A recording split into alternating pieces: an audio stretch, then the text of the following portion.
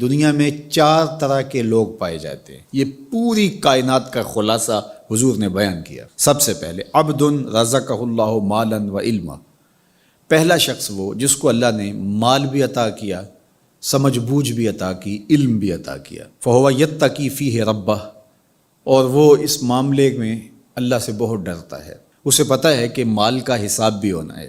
ویصل فیہ رحمہ، صلہ رحمی کرتا ہے، اپنے غریب رشتہ داروں کا خیال رکھتا ہے، ان کی ضروریات کو پورا کرنے کی کوشش میں لگا رہتا ہے۔ وَيَعْلَمُ لِلَّهِ فِيهِ حَقًّا، اور مال میں جو اللہ کا حق ہے اس کو جانتا ہے کہ میں نے زکوٰۃ بھی ادا کرنی ہے، سائل کو بھی دینا ہے، محروم کو بھی دینا ہے، صدقہ فطر بھی دینا، اس کو اس کے حق کا بھی پورا پتہ، اس میں کوتاہی نہیں کرتا۔ فَهَذَا بِأَفْضَلِ الْمَنَازِلِ، حضور فرماتے ہیں سب سے بہتر جگہ پہ کھڑا شخص اگر دیکھنا ہو تو یہ کھڑا ہے، جس کے اندر 2 خوبیاں ہیں، مال بھی اسے نصیب کیا گیا اور اس کو علم بھی عطا کیا گیا۔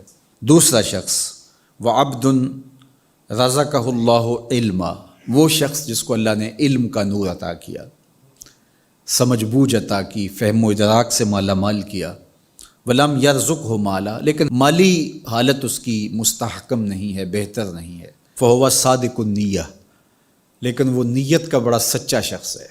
یقول، وہ کہتا ہے لو ان لی مالا لعملت بعمل فلان، اگر میرے پاس بھی مال ہوتا تو میں بھی فلاں کی طرح اچھے اعمال کرتا۔ جس طرح اس نے مسجد بنوا دی، اس نے دارالعلوم کھڑا کر دیا، اس نے غریبوں کی مدد کی، تو غریبوں کو دیکھ کے اس کا دل کڑتا ہے، کاش کہ میرے پاس ہوتا تو میں ان کی مشکل حل کر دیتا۔ برہنہ پا لوگوں کو، برہنہ بدن لوگوں کو دیکھ کر کے وہ بے چین ہو جاتا ہے، بھوکوں کو دیکھ کر کے اس کے دل میں آگ لگ جاتی ہے، کاش میرے پاس کچھ ہوتا تو میں ان کو بھوکا نہ سونے دیتا۔ وہ سچی نیت کے ساتھ، اگر اس کے پاس ہو تو وہ ایسا کرے، سچی نیت کے ساتھ وہ یہ ارادے رکھتا ہے اور یہ آرزو کرتا ہے، کاش کہ میرے پاس ہوتا تو میں بھی یہ کرتا۔ اللہ کے محبوب علیہ السلام نے ارشاد فرمایا وہ اس مالدار عالم کے درجے پر ہے، فَأَجْرُهُمَا سَوَاءٌ، ان دونوں کا اجر برابر ہے۔ نامہ اعمال کھولیں گے تو دونوں کا اجر ایک جیسا لکھا ہوگا۔ اب تیسرا شخص دیکھیے، وَعَبْدٌ رَزَقَهُ اللَّهُ مَالًا، ایک وہ شخص ہے کہ جس کو اللہ نے مال عطا کیا، وَلَمْ يَرْزُقْهُ عِلْمًا، لیکن اس کو اللہ نے علم کی دولت سے مالا مال نہیں۔ فَهُوَ يَخْبِطُ فِي مَالِهِ بِغَيْرِ علم، تو اس جہالت کی وجہ سے وہ بہت خرابیاں کر جاتا ہے۔ لا یتقی فیہ ربہ، اور رب سے بھی نہیں ڈرتا۔ مال کی کثرت نے اس کی آنکھوں پہ پٹی باندھ دی ہے، عقل کل سمجھنے لگ گیا ہے اپنے آپ کو، تکبر، رعونت، غرور اس کی طبع میں داخل ہو گیا ہے، غریبوں کو حقیر سمجھنے لگ گیا ہے۔ ولا یصل فیہ رحمہ، اور صلہ رحمی بھی نہیں کی اس نے۔ ولا یعلم للہ فیہ حقا، اور مال کا جو حق ہے اس کو بھی وہ فراموش کیے ہوئے۔ فہذا باخبث المنازل، میرے حضور فرماتے ہیں یہ سب سے بری جگہ پہ کھڑا ہے، یہ خبیث ترین جگہ کا حامل شخص ہے۔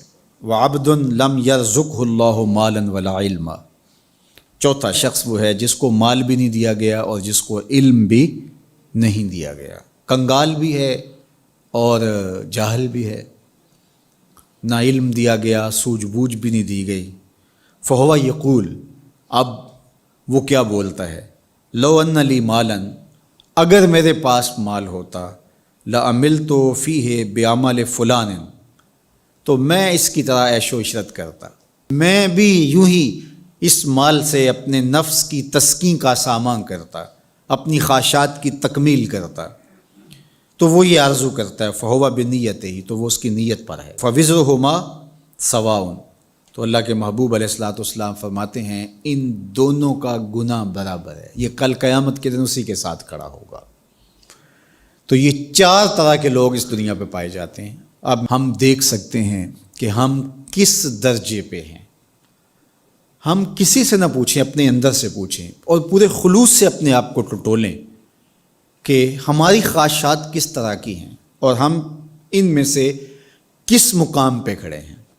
اگر ہم پہلی جگہ پہ کھڑے ہیں تو مبارک ہے، دوسری جگہ پہ کھڑے ہیں تو پھر بھی مبارک ہے، لیکن اگر دوسری 2 جگہیں ہیں تو پھر فوراً ہٹ جائیے ان جگہوں سے اور اللہ کے حضور دعا مانگیے کہ اللہ ہمیں رزق حلال، رزق وسیع، رزق سہل، رزق مبارک، رزق فراواں عطا کر دے، اور اس رزق کے حق کو پہچاننے کی اور اس رزق کو تیری راہ میں خرچ کرنے کی توفیقات نصیب